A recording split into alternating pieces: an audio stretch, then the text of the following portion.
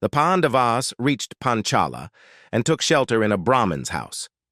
The next day, they went to attend the Swayamvara of Draupadi, the princess of Panchala, disguised as Brahmins. There, they seated themselves with the Brahmins. There was a big crowd and a lot of valiant warriors.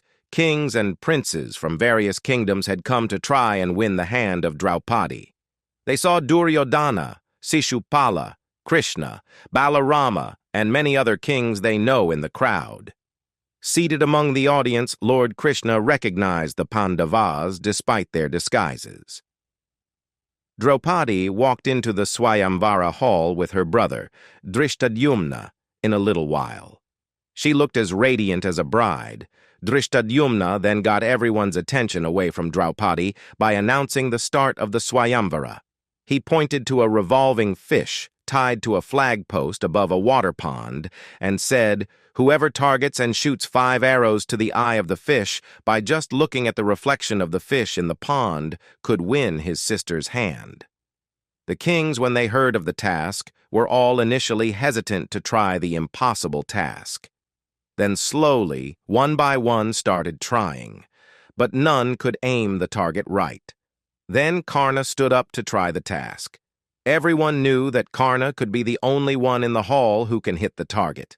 However, Draupadi stood up before Karna could try and refused to marry Karna, who was from a low caste. Then a Brahmin stood up in the crowd and asked if a Brahmin could try, and Draupadi nodded. The Brahmin was none other than Arjuna. He went to the bow placed in the center and aimed the 5 arrows and shot exactly in the fish's eye by looking at the reflection. Everyone applauded the Brahmin for his feat and at the same time were equally shocked to see a Brahmin do the impossible. Draupadi garlanded Arjuna happily. Arjuna was then challenged by all the kings in the hall and a fight broke out.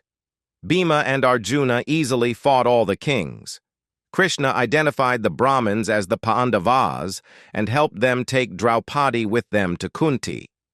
Drishtadyumna had followed the Brahmins to find their true identity. He was happy that the Brahmins were the Pandavas of Hastinapur and informed his father. Drupada was overjoyed with this news.